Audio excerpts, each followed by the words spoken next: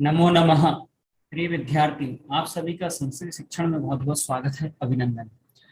आज हम सभी सैमसु द्वितीय भागः दशम कक्षायां का चतुर्थः पाठः शिशु लालनम, इस विषय का आज यहाँ से अध्ययन करेंगे। शिशु लालनम, शिशु अर्थात बालक, लालन अर्थात स्नेह। इस शिशु से स्नेह किस प्रकार से इस पाठ में किया गया है और इसमें जो विषय वस्तु प्रस्तुत है, यहाँ रामायण के माध्यम से राम और लव उसके वर्णन यहाँ पर आज हम पढ़ेंगे कि लव और उसके लिए राम का हृदय किस प्रकार से स्पर्श करता है, उनको छूता है, किस प्रकार से स्नेह करता है। तो इसकी विषय वस्तु में आज हम सभी जानेंगे। तो पाठ है आपका चतुर्थः शिशु लालनम। शिशु लालनम पाठ का जो हृदय ग्राही स्पर्श, इसके हम 5 अंगतियों में अध्ययन करेंगे और 6वें भाग में इसके अभ्यास प्रश्नों का अध्ययन करेंगे। तो आप सभी उत्तर पुस्तिका लेकर के अपने साथ बैठ जाइए। हृदय ग्राही स्पर्शा, हृदय को छूने वाला स्पर्श। पाठ का नाम क्या है? शिशु लालनम, अर्थात बालक का लालन करना, स्नेह करना, प्रेम करना। तो उस प्रकार से इस पाठ में किया गया है। इसकी विषय वस्तु से जानते हैं। चलिए सबसे पहले हम इसकी विषय वस्तु परिचय की ओर बढ़ते हैं। तो पाठ का परिचय इस प्रकार से है। संदर्भ ग्रंथ, यह पाठ कहाँ से लिया गया है, इसको किसने लिखा है, इसकी जानकारी इसमें हम देखते हैं। प्रस्तुत अयं पाठः दिङ्नां विरचितः संस्कृतस्य प्रसिद्ध नाट्य ग्रंथ कुन्दमाला इत्यस्य पंचमंकात् संपादनं कृत्वा संकलितोऽस्ति। इसका अर्थ देखिए, प्रस्तुत अयं पाठ, यह पाठ प्रस्तुत है इसके द्वारा दिङ्नां विरचित। दिङ्नां एक कवि है संस्कृत के, इनके द्वारा यह लिखा गया है। कहाँ? संस्कृत के प्रसिद्ध नाट्य ग्रंथ कहाँ लिखा गया है? कुन्दमाला नामक ग्रंथ में। इसके पंचम अंक से यहाँ पर संपादन करके यहाँ संकलित किया गया है। इसमें कुल कितने अंक हैं? 6 अंक इस ग्रंथ में टोटल हैं और इसमें 5वें अंक से यहाँ पर इसको प्रस्तुत किया जा रहा है। इसका वर्ण विषय क्या है?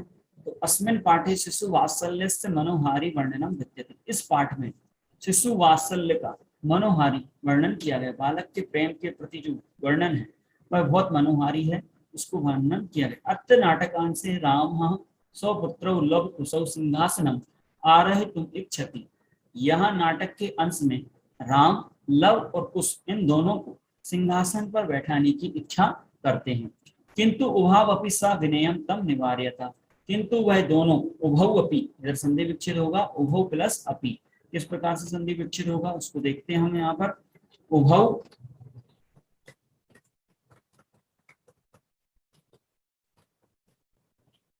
प्लस अपि, ये अयादि संधि है इसमें, ठीक है। अयादि संधि स्वर संधि का एक भेद है।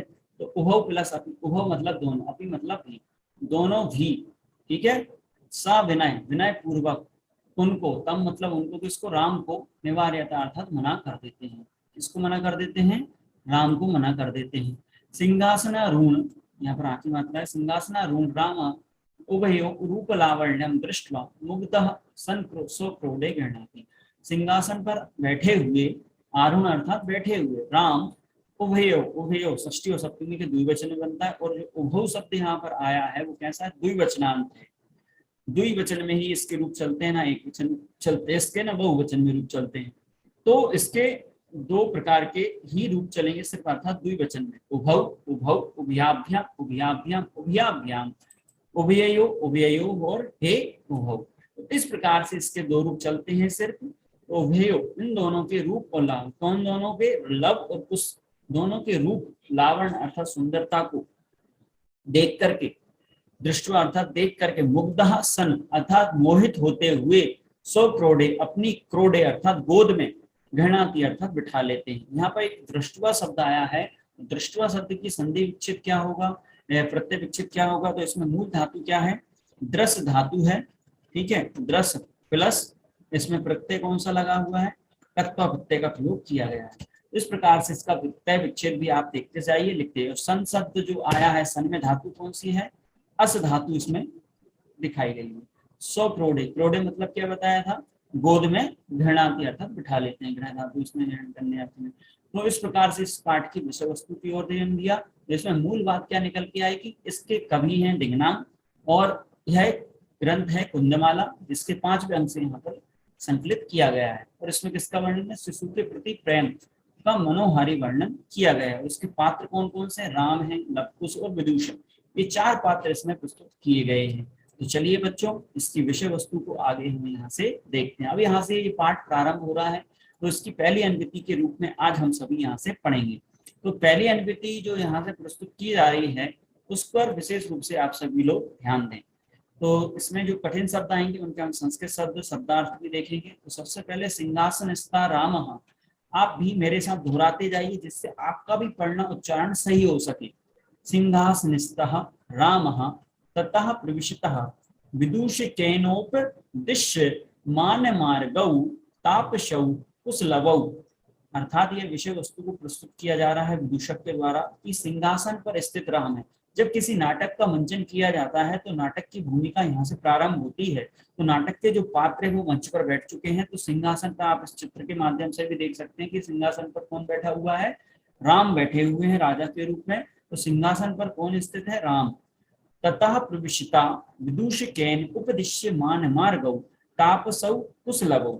अब यहाँ पर सिंहासन पर जो आरूढ़ बैठे हैं, इसके बाद जो विदूषक एक पात्र का नाम है के द्वारा मार्ग बताए जाते हुए जो तपस्वी के रूप में कौन आए? लव और कुश को प्रवेश करते हैं। कहाँ प्रवेश करते हैं? राजा के समीप।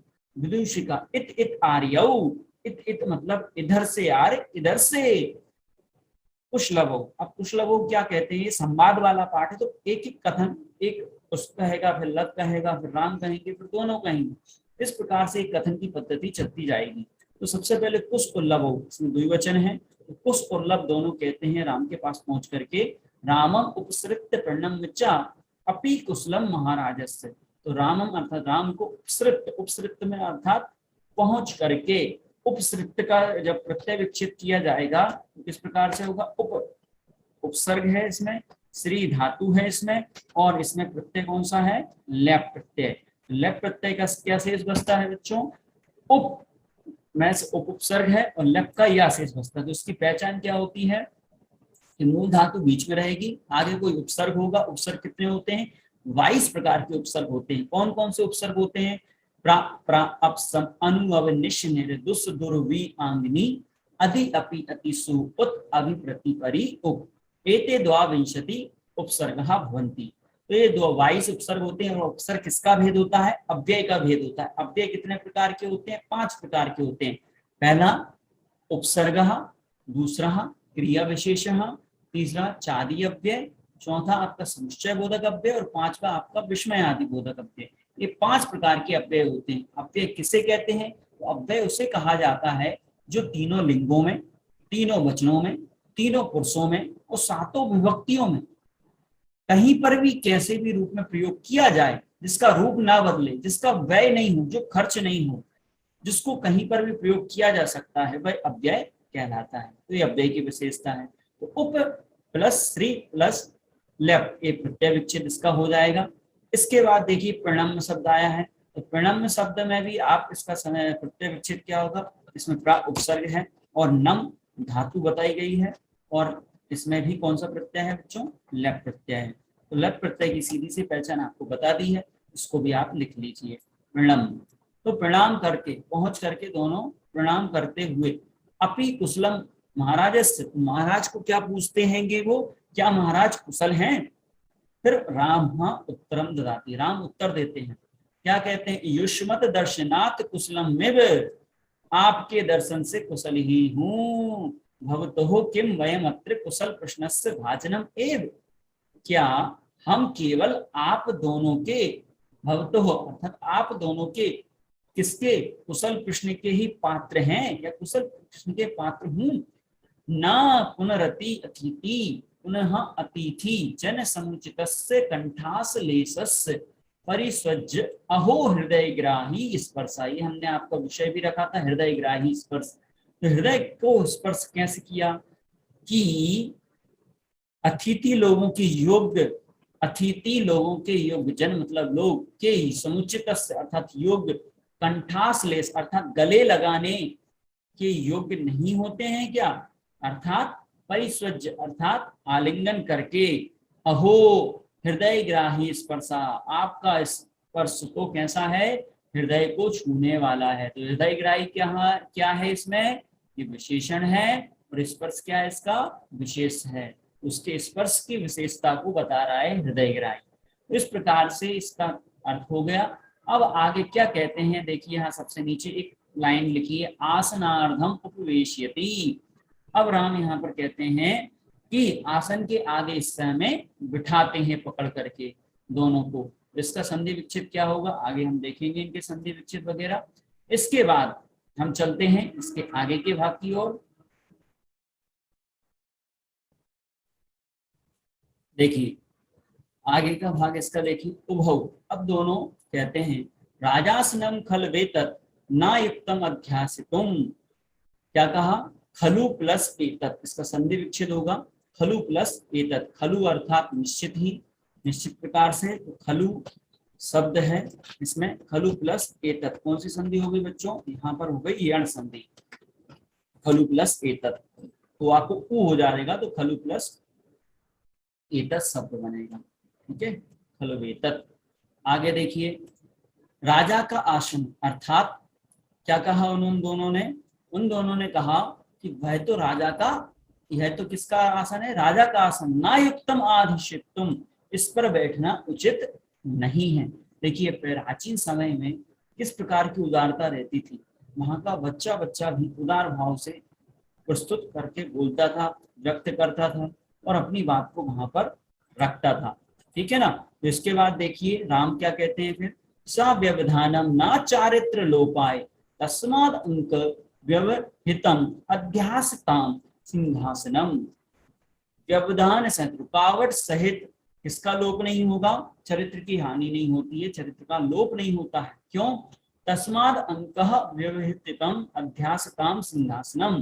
तो फिर वो कहते हैं इसलिए गोद के व्यवधान के साथ सिंहासन पर बैठ जाइए। तात्पर्य क्या हुआ, इस सीधे आसन पर आपको अगर बैठने में आपकी तपस्वी मर्यादा का हनन होता है, आपकी भंग होती है, तो आप मेरी गोद में बैठ जाइए। अंकम अर्थात गोद में, अंकम उपविशति अर्थात दोनों को क्या करते हैं, वो गोद में बिठाते हैं।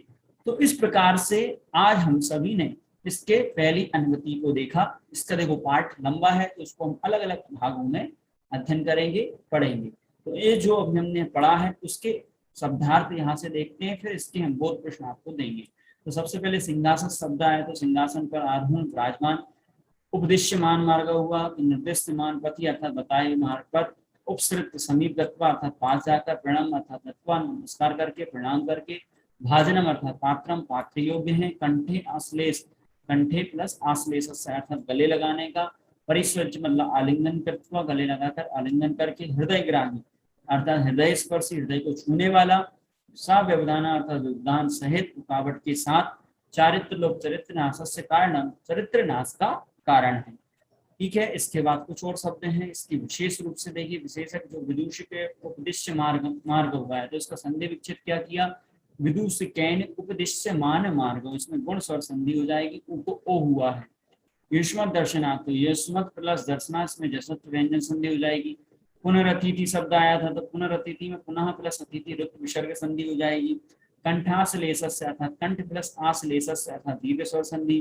खल वेतत अर्थात खलु प्लस वेतत यण स्वर संधि हो जाएगी। अध्यासितुम में अधि और आसितुम यण संधि हो जाएगी। इसमें सा व्यवधानम, इसमें समास भी है, व्यवधान सहितम अव्ययभाव समास, क्योंकि सा क्या है, अव्यय है। उपसृत प्रत्यय देखिए, उपसृज, श्री धातु भी इसमें लिख सकते हैं हम, सृज भी लिख सकते हैं। लप प्रत्यय इसमें प्रणम अर्थात प्रणम, प्र उपसर्ग नम धातु लप प्रत्यय, और परिस्वच में परि उपसर्ग स्वज धातु है और लप प्रत्यय है। अध्यासितुम में अधि उपसर्ग आस धातु और तुमुन प्रत्यय का प्रयोग किया गया है। तो इस प्रकार से इनके अव्यय प्रत्ययों को देखा। अब इनके जो मूल्यांकन प्रश्न है आपके बोध प्रश्न के रूप में आपको दिए जा रहे हैं, इनके उत्तर आपको आज जो हमने पढ़ा है उसके भाग में से आप चयनित करके लिखेंगे। तो केन उपदेश से मान मार्गो कुछ लगो प्रविष्टता, एक पद में इसका उत्तर देना है। दूसरा प्रश्न, कयो स्पर्श हृदय ग्राही वर्तते, इसका उत्तर भी एक पद में देना है। पुत्र अध्यासितुम ना युक्तम, कहाँ बैठाने के लिए उचित नहीं है, इसका उत्तर पूर्ण वाक्य में देना है। अगला प्रश्न है चौथा इसी का, चारित्र लोपम कथम ना भवति, चरित्र का लोप कैसे नहीं होता है वो बताना है। अध्यास्ताम क्रिया पदस्य कर्ते पदम चित्वा लिखत, इसके लिए ये क्रियापद जो दिया है इसके लिए कर्ता पद अर्थात क्या आया है प्रथमा व्यक्ति में होता है। अनार या उगति पद से विलोम पद आपको चुन करके लिखना है। हृदय ग्राही स्पर्श में विशेषण पद को आपको ज्ञात करना है। इस प्रकार से ये 6-7 प्रश्न आपको दिए जा रहे हैं और इसके अगले भाग को हम पढ़ेंगे जिसमें हम पढ़ेंगे उदात्त रम्य समुद्रचारा, उदार भाव से प्रसन्न होकर के कैसा शिष्टाचार होता है उसके बारे में हम अगली कक्षा में पढ़ेंगे।